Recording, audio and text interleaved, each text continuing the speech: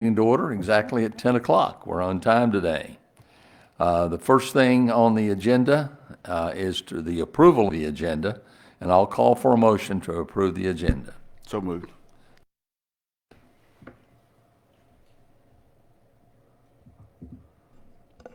Second. We have a motion and a second. Is there any discussion? Please, hearing none, I'll call for the question and ask for an electronic vote. Mine's not working. Electronic will be up in a second. Lynn.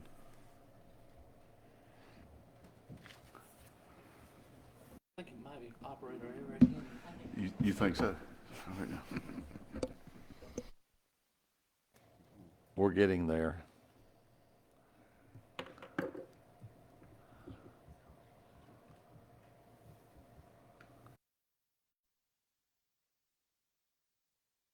Sometimes the little iPads have a mind of their own.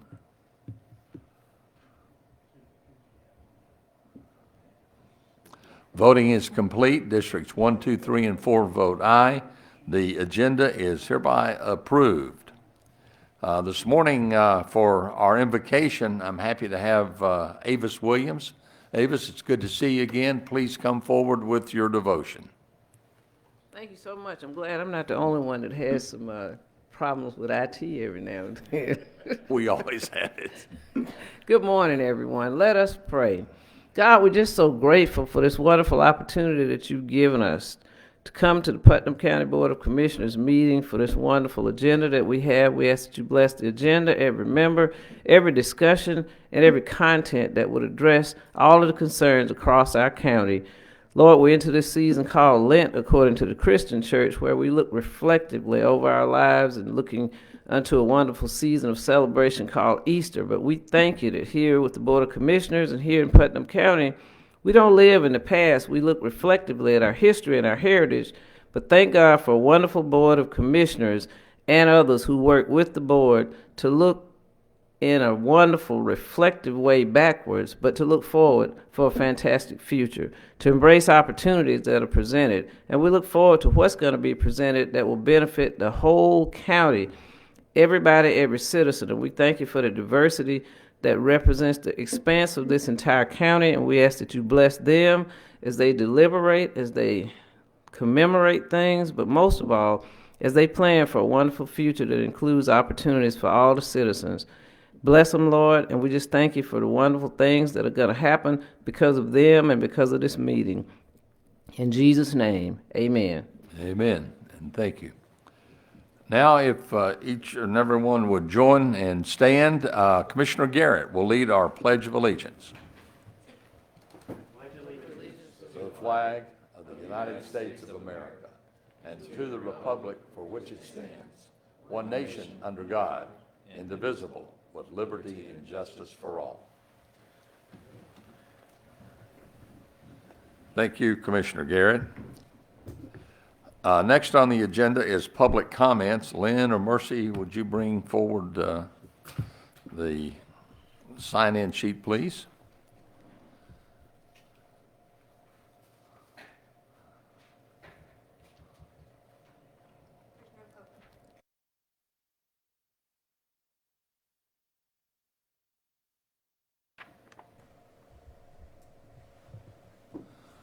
There is no one signed up to speak under public comments, and there are 2 to sign in on agenda item number 7. Therefore, we'll move right along to the consent agenda. The consent agenda today consists of approval of minutes from February 18th, approval of 2025 alcohol license. I believe there's 5. And that's the last of them. I think we've had a total of 37. And if there are no objections or no one has anything to remove, I'll call for a motion to approve the consent agenda. So moved, Mr. Chairman. Is there a second? Second. We have a motion and a second on the floor to approve the consent agenda, today consisting of the approval of minutes from February 18th, 2025, and approval of the 2025 alcohol license that were up there, and there is 5 of them. Any discussion? Hearing none, we'll call for the question and ask you to please vote electronically.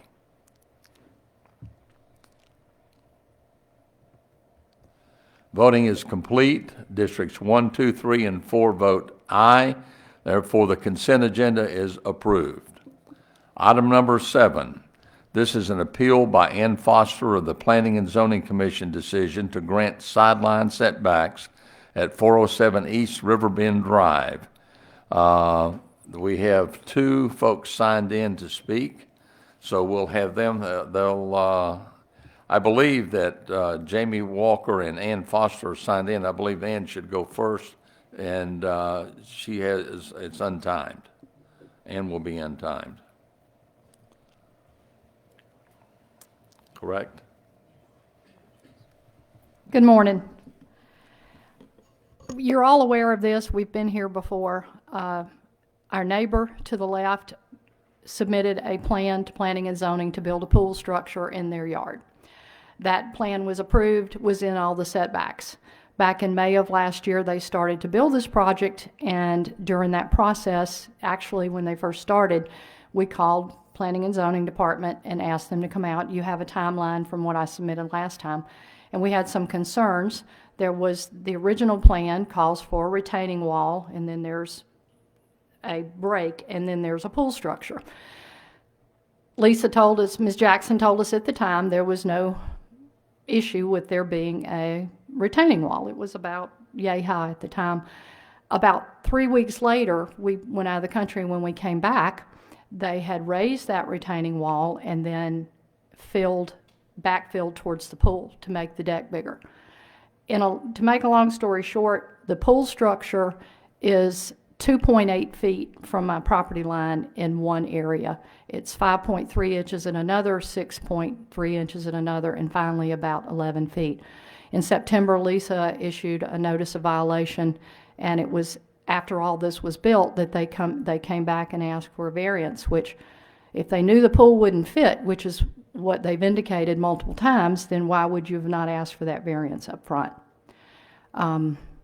We would like to see that pool structure moved back to at least the 11.25 foot line, which is what they asked for. They asked for a 3.75 foot variance.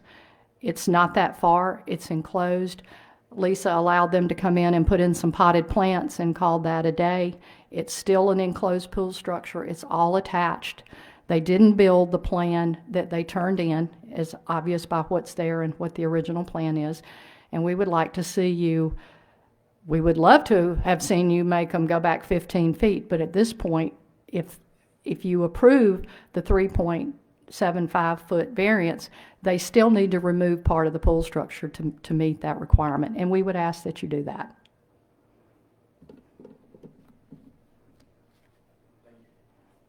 I'm sorry, the mic was a thank you. Next signed up is Jamie Walker. Hi, good morning. Sorry, you don't have my better half today. Just to reiterate, the wall and the stairs were always part of the plan.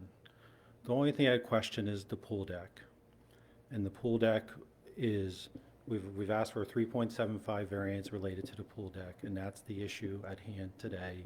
We've worked with, as Ms. Foster indicated, we've worked with the county at the beginning when we submitted this plan. The wall was there, the steps were there.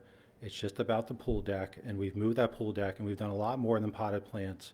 We've completely removed the deck where we connected it, done significant work. In fact, the pictures that were submitted, you can see all the rubble that were submitted. So we feel like we've worked very closely with Planning Commission, done a lot of work. We appreciate some of you guys coming out and looking at what we've done. Again, we have no intentions. We've made that area not usable as a deck at this point, and that's really it. So thank you. Thank you.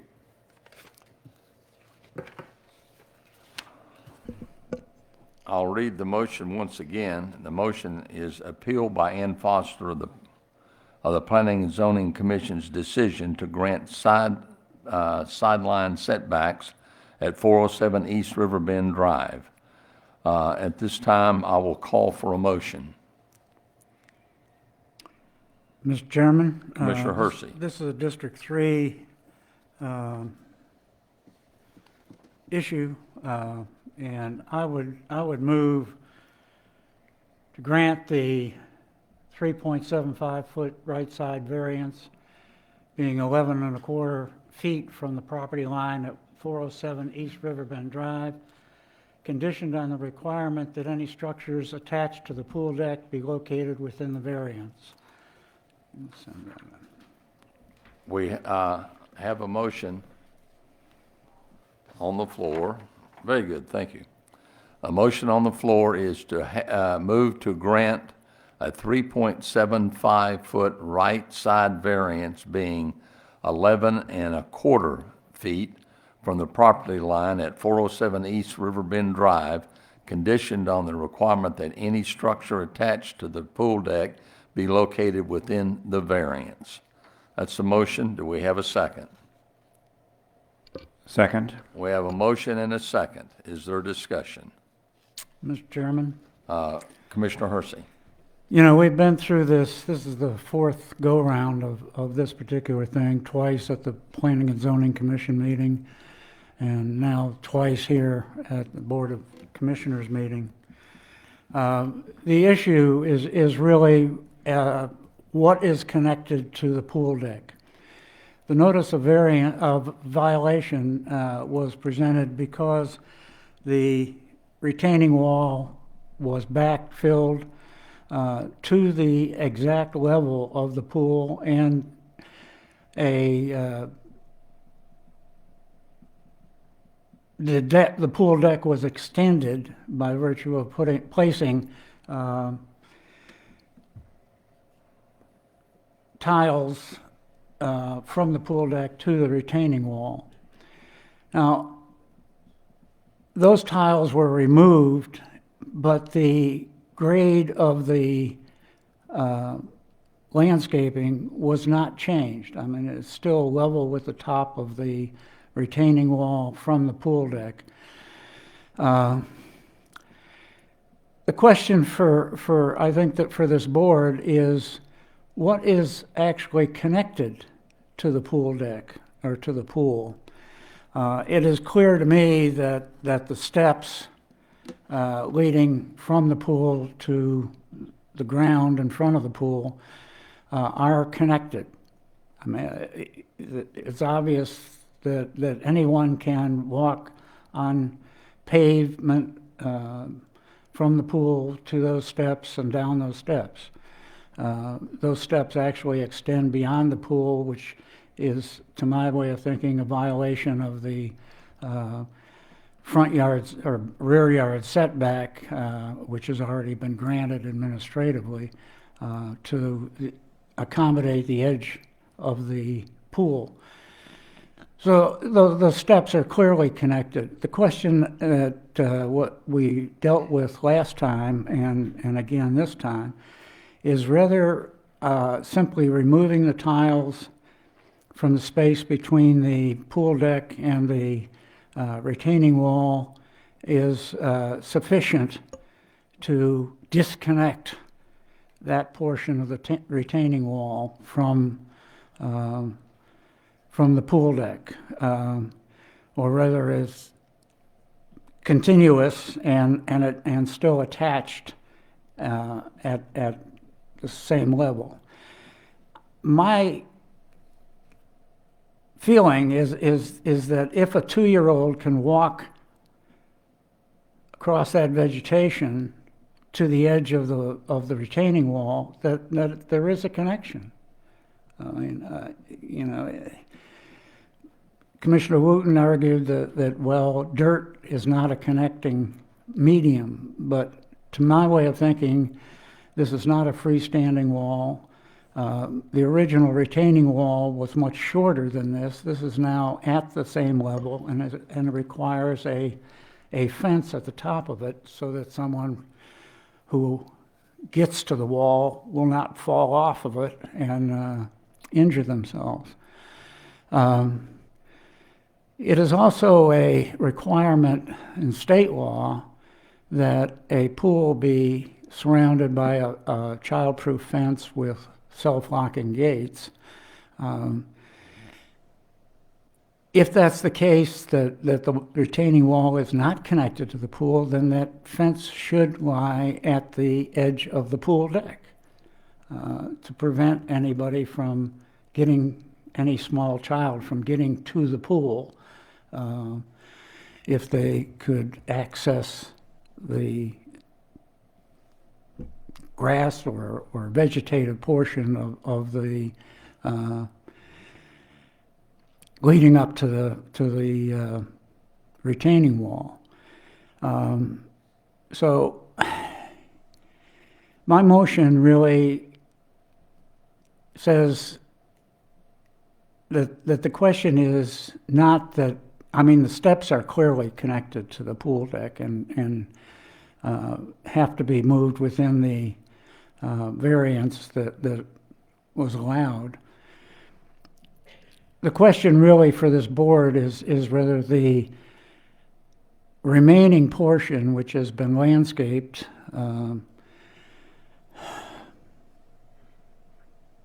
is also connected by virtue of the dirt barrier between the pool deck and the and I leave it to this board to decide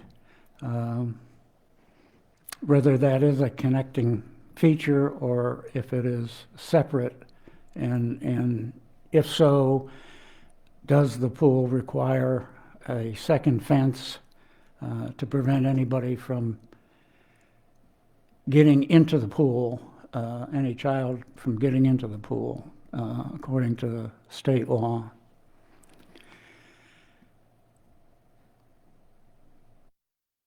Is there other comments or discussion?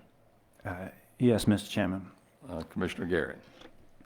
So I did take the opportunity to go and visit the property, and I've had conversations with both the owner and Ms. Foster, both of which were very informative.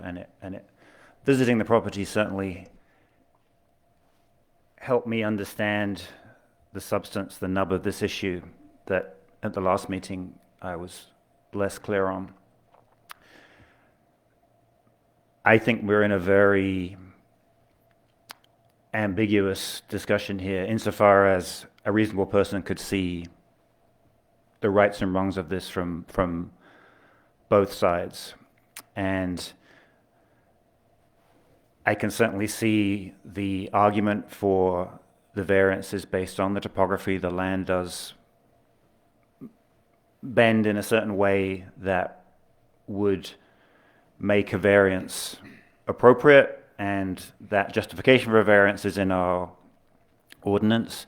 My understanding from Lisa Jackson is that the stairs, or stairs as such, are not referenced in our ordinances overall and are considered an accessory structure that in and of itself is not subject to any particular placement. That's what she told me, so I'm trusting her judgment on that. I was also told that the location of the retaining wall itself, again, is not subject to setbacks. It's subject to what the engineer or the surveyor decides is appropriate given the structure and what it's trying to retain. So the substance really seems to come down to this, as Commissioner Hersey said, this question of, is the pool structure inappropriately connected to the retaining wall? And before the adjustments were made by the owner, I think clearly it was, hence the violation. And I think now this is the ambiguity. I had a conversation yesterday with the owner and made the remark that Commissioner Hersey just made, to say, well, if we're trying to demarcate the pool structure from the retaining wall, then the location of the fence, would it make sense to have it where that line is rather than on top of the retaining wall? The answer I got was that there's a requirement, and again, I don't know if this is accurate, but there's a requirement to have a fence on top of the retaining wall, and that the owner's intent is to go from right now where the plantings are very small to have much larger plantings where the demarcation will be much more obvious between the pool deck and the non pool debt structure. So if all that is the case, then I feel like, again, you could argue it both sides, but I do feel like the owners have gone to some length to come into compliance.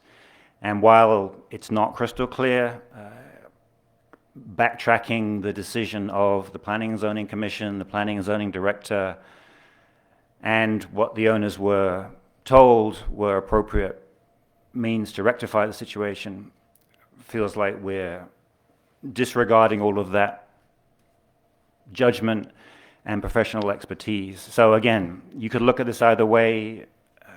Ideally, neighbors would have talked a year ago and come up with a satisfactory solution before this even began. So I think a lot of that is to do with just lack of goodwill conversation. But nonetheless, I'm concerned that if we grant this appeal, that we're overturning valued professional judgment that we shouldn't discount. Is there other discussion? Yes, Commissioner McElhaney. thank you, sir. I too took the opportunity to visit the property, spoke with Ms. Jackson, had a lot of the same conversations Commissioner Garrett had. And I think the owner has really tried hard to make sure that he has come into compliance with everything that Planning and Zoning has asked of him.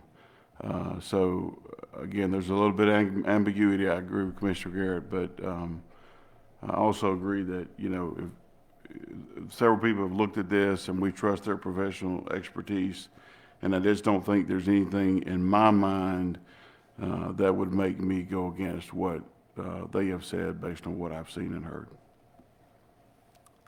Other comments? Discussion seems to be, do you want to say something else? Yeah. Okay, your second time. Commissioner Hersey. This particular project was constructed in violation of the ordinance, clearly. And that's why there was a notice of violation issued in September.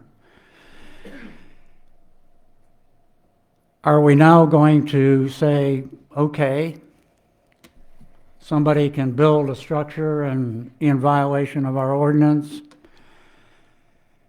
and then come back to this board and say, hey, forgive me. I didn't understand. I didn't know. I'm trying to. Now, Mr. Garrett has said that we are ignoring professional advice. Well,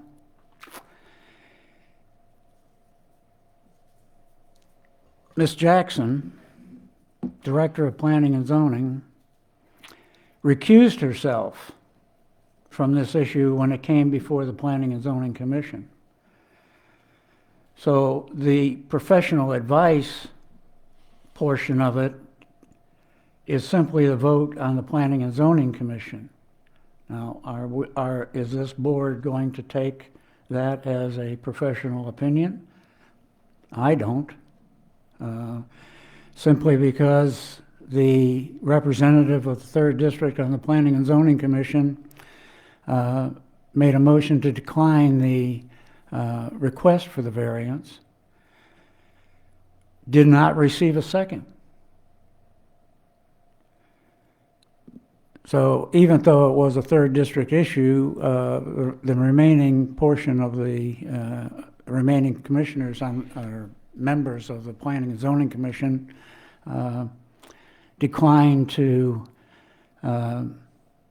follow the advice of the 3rd District Commissioner. Here again, we are dealing with an issue which is, again, 3rd District issue. It does have implications for countywide provisions that, hey, we can build anything we want and we can get forgiveness for it afterwards, as long as we sweet talk somebody into saying, well, if you do this, you can, keep what you've already built. I think that ignoring the letter, the black letter of the ordinance. The ordinance says you have a 3.5-foot variance for your pool structure. There is no reason why that retaining wall needs to be built 8 foot tall. It could have been the original design of approximately 4 foot and still retained the dirt that might run off into the neighboring yard. But no, it was built up to the height of the pool deck, and the pool deck extended before a violation was issued. Now, to me, again, this is simply a matter of, are we going to side with anybody who wants to build something and then come back to us and say, well, forgive me, I didn't understand, or it didn't work out the way I originally platted it, and are we going to then allow for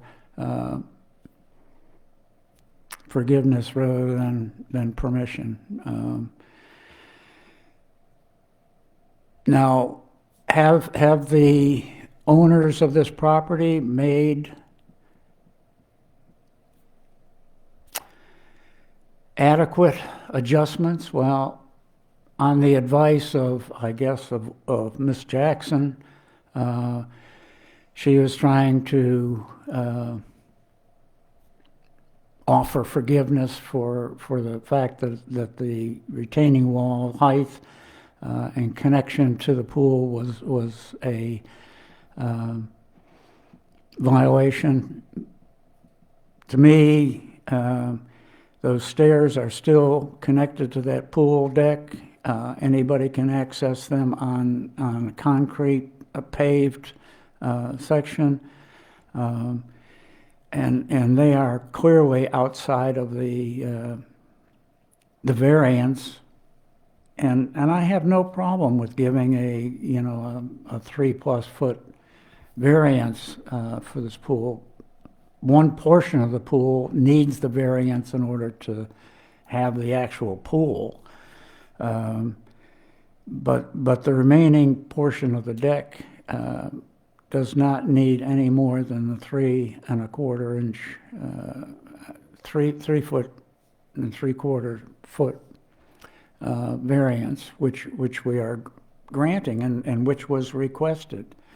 The question is are there structures still outside of that variance? And I think that the steps clearly are. There's a continuation of the, quote, retaining wall, which is no longer retaining, at that point, no longer retaining dirt. It's simply retaining the stairs.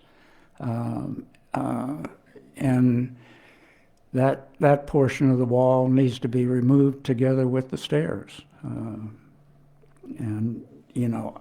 While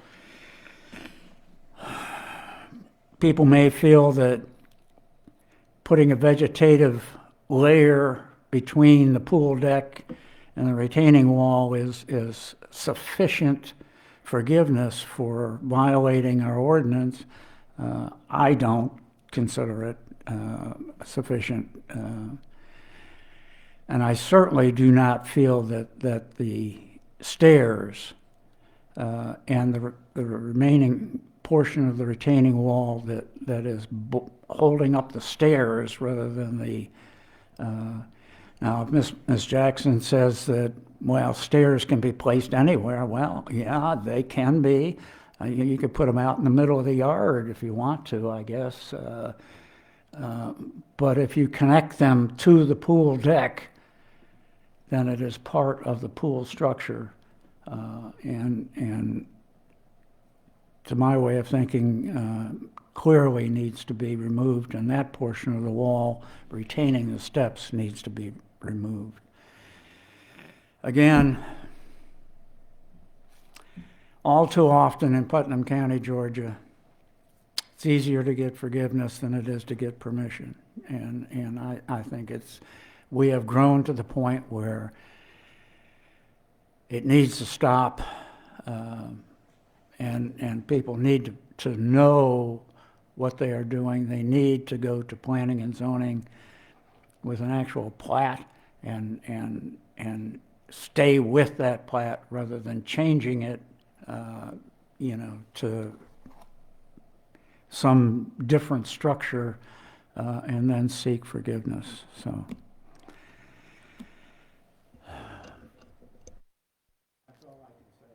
Other comments? Mr. Commissioner, Chairman, your second time. two things. So we can't know whether the owners knowingly violated our code, or as they maintain, did not realize some of these. And ignorance is no excuse, I understand that. But at the same time, it's human nature to sometimes not be on top of everything and not understand all the nuances, or the contractor does something that you weren't entirely aware of. And so who knows? We'll never know intent versus outcome. I do want to see if we can find a compromise here. So I have an alternative motion, if I may, Mr. Chairman. You may. Yeah, this is Unless the attorney. What may I Mr. do? Commissioner, it'd be a motion to amend the present motion. Okay. And again, I don't have it in front of me, but can I offer the spirit of my amendment, and then we can figure out the wording? You want to see the wording? Thank you. Write down.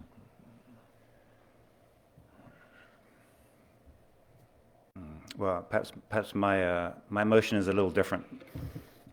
So tell me protocol-wise what is possible.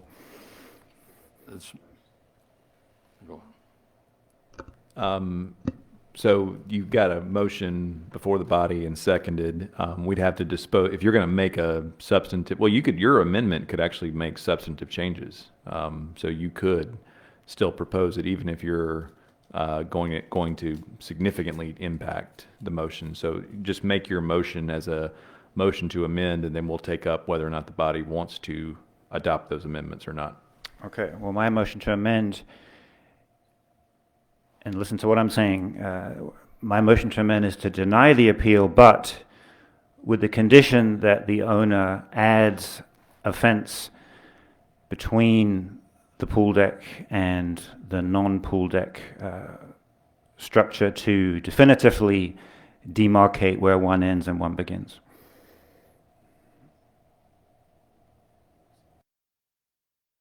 Okay, the motion is to deny the appeal, but amend to require a fence to be placed in the proper position. Have I restated that properly?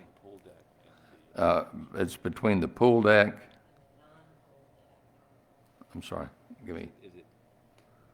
Commissioner, is it the non-pool deck structures? Well, between the pool deck and the non-pool deck portion of the structure. How about any man-made structure? Well, it's all man-made. Yeah. What do you mean? Any man-made structure. Well, you're looking at the retaining wall and the steps. Anything that would be service. I'm essentially talking about when you stand on the pool. The pool is behind you, and you're looking at the Foster's property. And right now, the paving ends, and then it becomes part paving, part landscaping. And I'm proposing as a compromise here to put a fence, leave the fence on top of the retaining wall, because apparently that's required, if that's accurate, but put another fence so you could not, as someone using the pool, mistakenly wander off into the non-pool deck area, because the fence would definitively mark it. Would that be to meet state standards? Is that what? I wouldn't make a reference to that. Okay. I'm just asking. Wait, we get a second before we discuss. The motion is to deny appeal, but add a fence in the proper location. Is that okay? Is that okay with you? And add a fence in the proper location. think the Okay, intent. we need to The Lynn has what I intent is, said. the intent is at the boundary of the pool deck. I believe a fence constructed at the boundary of the pool deck. Yes. Okay. Okay, then I'll get that. And that it's deny appeal by and add fence at the boundary of the pool deck. Correct? Are we good? Is there a second to that motion, or to the motion, to amended motion? Let me get that straight now. All right, it's going to amend the appeal, right? To deny. Deny appeal and And- add a fence Add the fence. at the boundary of the pool deck. Along the cement pool deck up to the stairs, and then have a gate at the stairs. Is that what you're saying, Commissioner? Yes. Okay, okay. I'll second that one. Okay, we have a motion, a second on the floor. The motion is to amend the motion on the floor, deny the appeal, and add a fence between, or at the boundary of the pool, and at a gate there at the stairs. And we had a motion to second. Everybody understand it? Is there further discussion, or is there discussion? Commissioner Hersey? I don't understand the gate at the stairs. I mean, I don't know how. Is there a gate right now? I how- can't remember. There's no gate right now, I think. I'll take the gate off. Hold on just 1 second. No, no, You got to have. Mike, please. If I ain't mistaken, you, with a pool that you're gonna have, and it was brought up earlier, that it's gotta be a gate, a self-locking gate around it. So where would the gate be at if it wasn't right there at the stairs coming up on the pool deck? I didn't mention a gate, so this gate may be erroneous at this point. I mean, and you didn't mention, I think somebody mentioned it earlier.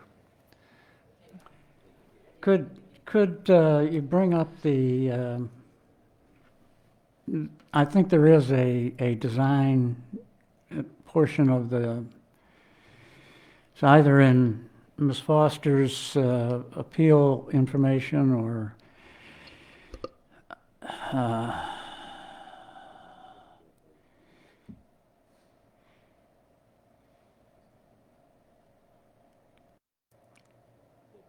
that one.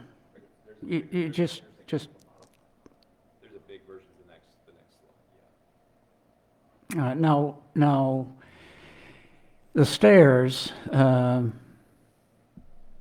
which are connected to the pool deck, that is accessed from the pool deck, I'm not sure where is the gate?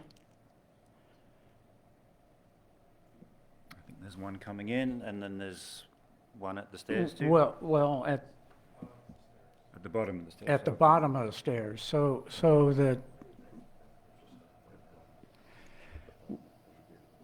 is the gate at the bottom of the stairs suggestive that the stairs are connected to the pool? I thought I saw pictures of the gate. I did not go out. I have been out there, Well, is the gate, at the bottom of the stairs. is that gate already there? Yeah, but that makes the stairs accessible from the pool.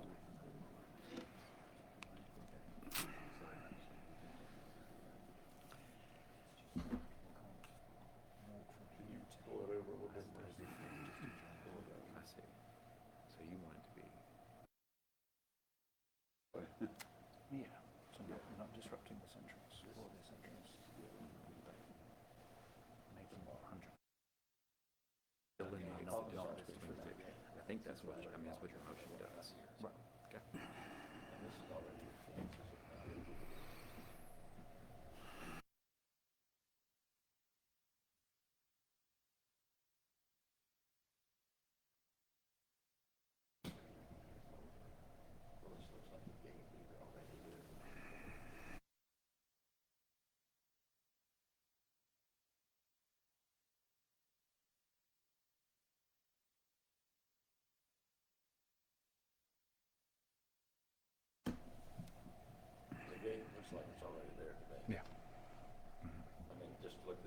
No, it is.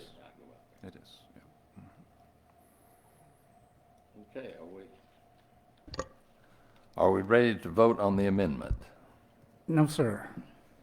I think Are you we're- still we're speaking? Still discussing it, I believe. The gate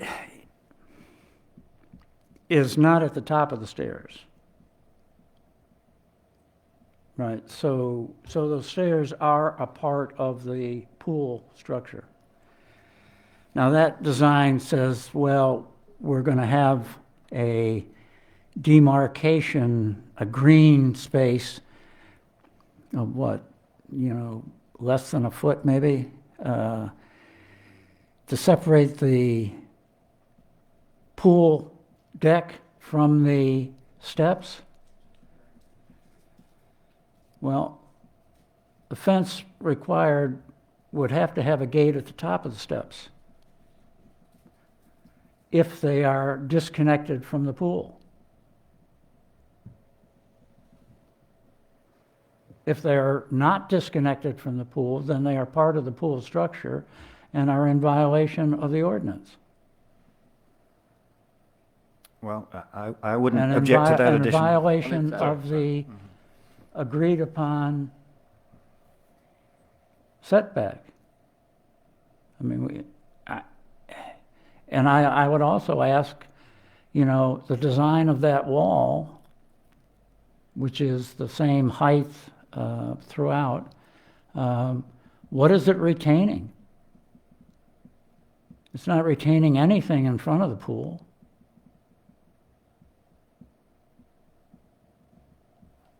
Except for the steps, I guess. I don't know. It just surrounds the steps.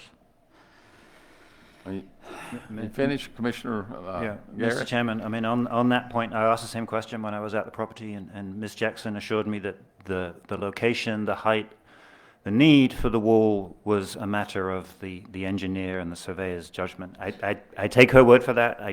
I don't know. If this gets us to a vote, then I would happily amend my amendment to require the gate pertaining to the stairs to be at the top of the stairs, as well as, or instead of at the bottom of the stairs, to further emphasize the demarcation. And now, do we vote on the amended?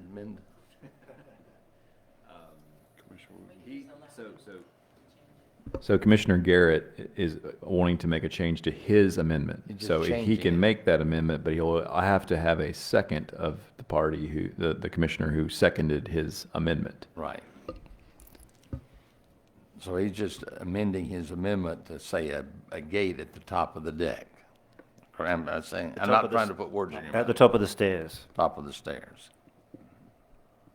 Okay, now who seconded it originally? Commissioner Wooten. I did. I'll second that. Okay, so that's corrected. And we've had lots of discussion. Can I call for the question? On the amendment. This is the amendment.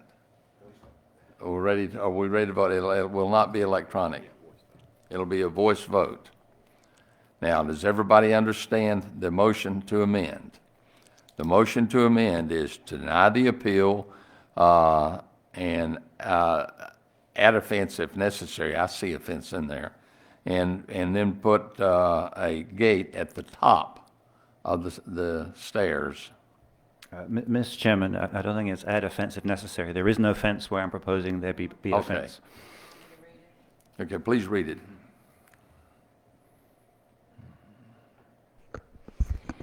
Okay, Commissioner Garrett's motion was to amend the original motion to deny the appeal with a condition that the owner adds a fence between the pool deck and the non-pool deck structure to definitively mark where one ends and one begins.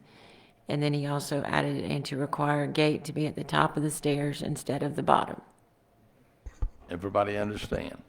Okay, we will vote not electronically, but verbal. And we'll start with District 4. Aye. District 3. Nay. District 2, Aye. District 1. Aye. Voting is complete. Districts 4 vote and 2 and 1 vote aye. District 3 votes nay. This motion now carries. And if you will read what we did once again, it was to deny the appeal and then go forward with. Mr. Chairman, this is only the motion on the amendment. The amendment. You will still This- have to make a vote on the actual motion. Right. So we haven't resolved the matter. I understand. I'm trying to close out the amended motion. Once again, it was to deny the appeal with the condition that the owner adds a fence between the pool deck and non-pool deck structure to definitively mark where one ends and one begins, and require a gate to be at the top of the stairs instead of the bottom. Okay, that motion has, the amended motion has passed. Now, I believe we have to go back and address the the original motion. And that motion was to grant, let's go ahead. Sorry, Mr. Chairman. I know we've gotten a lot of motions on motions. The last vote was to establish the motion that you will now vote on. So you voted in favor of amending the motion. Right. Now you have to make a decision about the amended motion. That is what is before the body. Okay. One more point of order too, just to make sure everybody's aware of the way your system works. I hate to highlight the bureaucracy when it comes to how we operate, but I do want to make one point that maybe will help some of your conversations. When you establish an ordinance or a rule regarding development regulations, which in this case you're making one specific to this piece of property by the variance, whether or not you allow it or don't, the way that the developer responds is they receive the instruction, the regulation. They will implement whatever requirement you put in place. Your ordinances anticipate that the planning director serves as the first interpretation of whether or not that requirement has been complied with.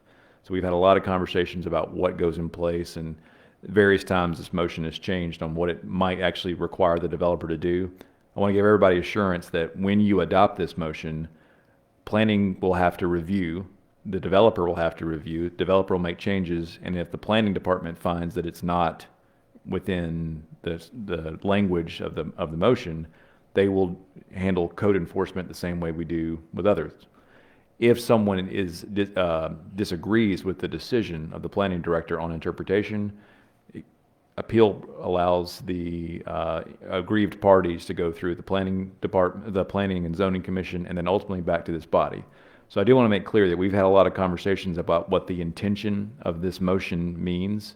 I want to give everybody assurance that once you decide it, it still has to be implemented. And there are procedures in place to review the implementation of these changes to get with the motion. In other words, I hate to say this, but we might not be done with this item. I know the intention is to try to bring finality and go along, but I want to make sure everybody understands that once you make a law, there are procedures in place to allow the conversations around interpretation. So all that aside is worth the value of the time I had to say it, but my intention is to make sure everybody understands where we are in the process, and that hopefully the parties that have interest in this will understand that we're on step 3 of a 6-7 step process. So do I need another motion, or are we? The done? motion the amended motion is now on the floor, and you will need to take a vote on that, which I believe could be by the electronic, because that'll be your motion. We're voting again on The same motion? Yeah, you voted to amend the motion. Now you've got to vote to on the motion. That was my understanding. We needed to vote on the motion, but On the amended motion. no, the amended motion's been made. It's been voted No, on. we voted to amend it, not to approve it. Right, we voted to amend it. Okay, so now, Discussion of it. not yet. Let's get a motion, let's get it on the floor. Mr. Chairman, it's on the floor, so. Okay, the motion is on the floor and has been seconded. And that, so now we can have discussion. Commissioner Hersey, again.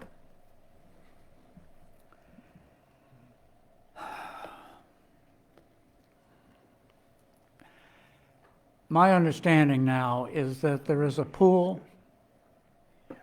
and there's a retaining wall, and the two are not connected. Is that everyone's understanding? And the stairs that are connected to the retaining wall are not connected to the pool. Is that everybody's understanding? So, and that we are granting a 3 3/4 foot variance, period. So any structures that are on the side, right side of the pool that are connected to the pool must be within that variance. I mean, that's my understanding. I mean, we're not granting an 11-foot variance. So the stairs are not part of the pool. Mayor? Please. So, Commissioner, Mr. Chairman, again, my understanding, based on what Lisa Jackson, Director of Planning and Zoning, has told me, is that our code does not consider the stairs to be part of the structure in the sense that is the substance of this dispute. And what my amended motion is trying to do is to definitively demarcate where the pool ends and where the non-pool structure ends. And yes, is this ideal? Is this free of ambiguity? No. Could a reasonable person come to a different conclusion? Clearly, because we're debating it here and come to different conclusions. But I think our job is to, at this stage, given all the decisions that have been made and all the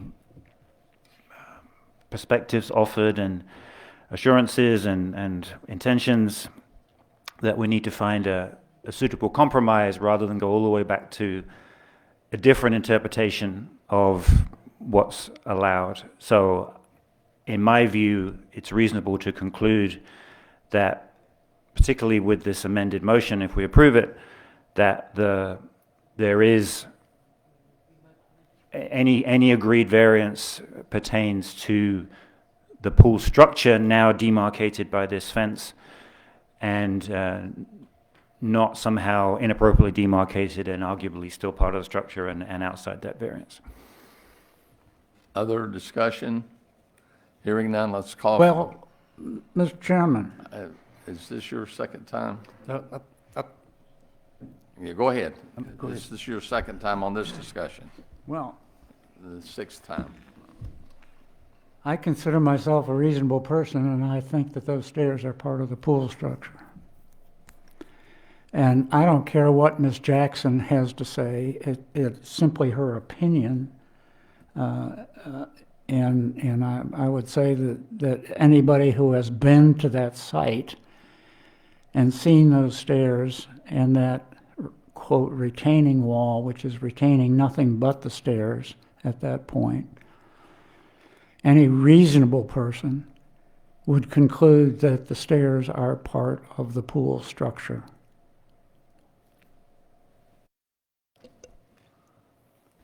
Any other discussion? Commissioner Yes. McElhaney. Commissioner, I would disagree with you on that. I've actually been out there. I think, again, the owner did exactly what our folks asked, and then some. And Ms. Jackson has clearly been trained on planning and zoning more than any of us. And if that's her interpretation, and I'm sure she's consulted with others on this, then it's our responsibility to support her. Other discussion? Hearing none, I'll call for the vote electronically. This is the voting to approve the amended motion. Is that correct? Have I said that right? You can vote electronically.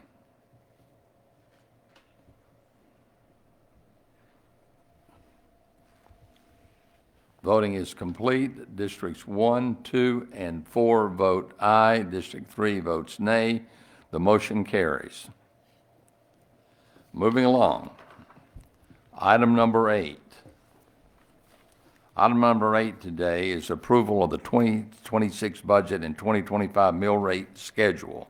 Now, I believe this is, I think Jennifer, the Assistant Director, Jennifer Frick is here. And Jennifer, if you would explain, I think it's just dates. Okay, I don't know if y'all want me to sit here and read all of them out for you. I can if you would like. Hersey's saying no. I trust that y'all have had the opportunity to look at this, so I'm here if y'all have any questions. Questions, gentlemen, of the dates? They're up. Roll it down just a little. Other direction, I guess it's up. And they're very similar to every year. There we are. Correct. Couple little changes, but that's all. Any questions? Well, If none, we'll ask you. Mr. Chairman? Yes, please. I would just like to remind the board that board members are not obligated to attend all of these sessions. That's correct. It is correct. I will call for a motion for the approval of 2026 budget and 2025 mill rate schedule. So moved. We have a motion. Is there a second? Second. There is a second. Further discussion? Hearing none, I'll call for the electronic vote. All in favor of the motion. And it's the approval of the 2026 budget and 2025 mill rate schedule. Voting is complete. Districts 1, 2, 3, and 4 vote aye. The schedule is approved. Moving along to item number 9. Thank y'all. Thank you. Thank you, Jennifer. Every one of them. Everyone is welcome. This is submission of names for appointment to the Hospital Authority, Post 1. The Hospital Authority has 2 total vacancies today, and we're working on Post 1 only. The remaining vacancy will be addressed at a following meeting. The Board of Commissioners must submit at least 3 names to the Hospital Authority for consideration.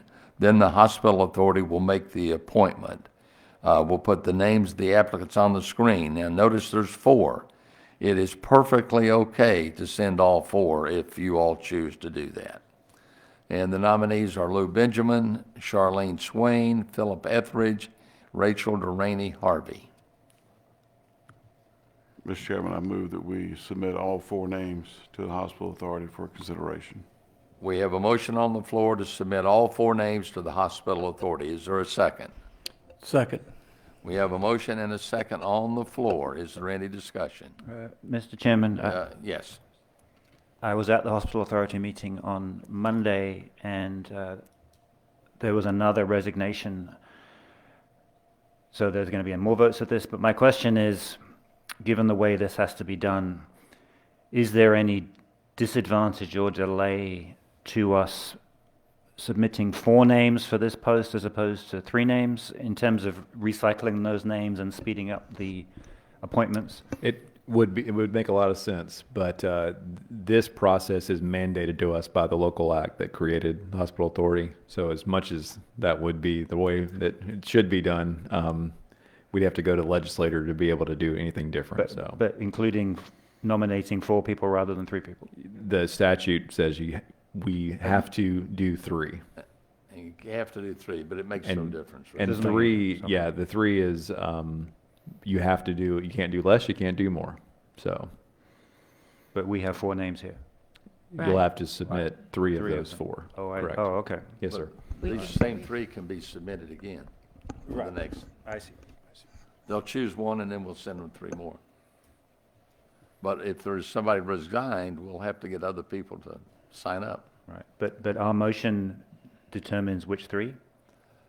No, they'll determine who they want out of this 4. And then whatever's left can go the next meeting because they've applied. Okay. Any other discussion? Hearing none, we'll call for the question. Vote electronically. Hold on 1 second.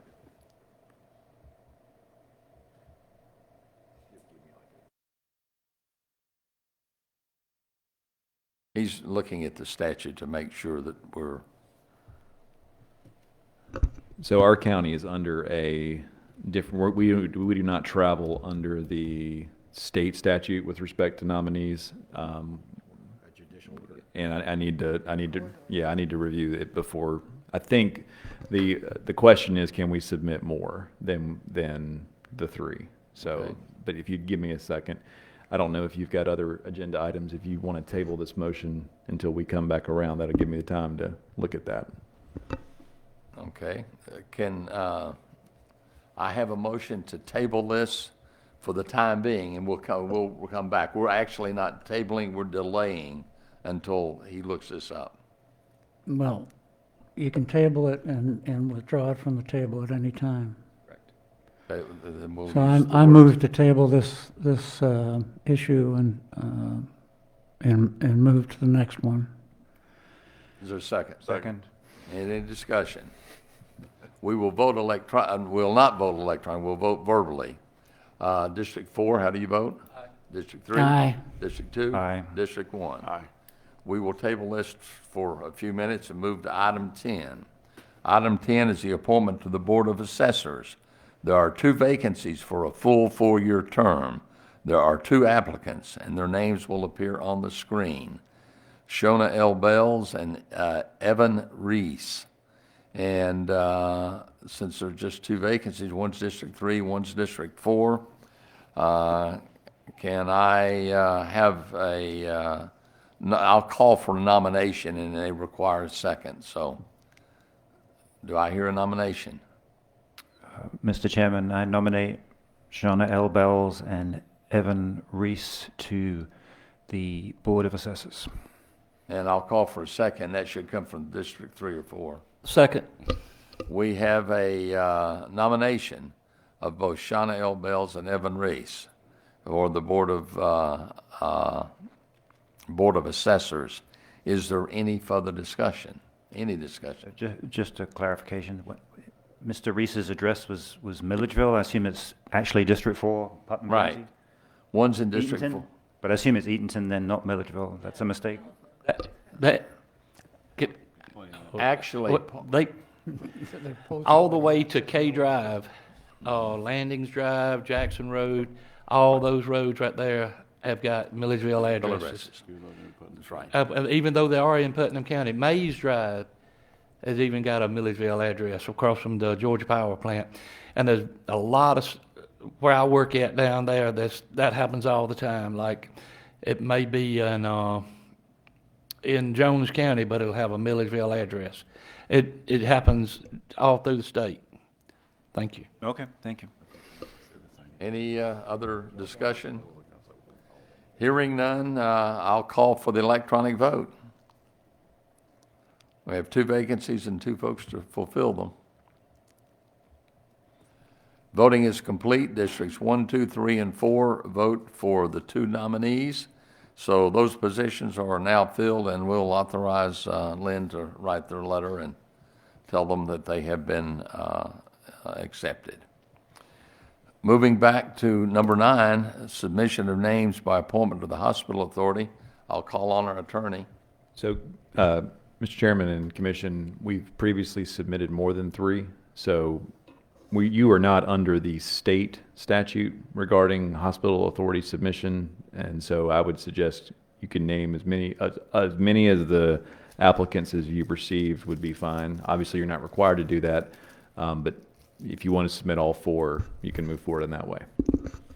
So our motion and second is still good. I'm going to ask for that next.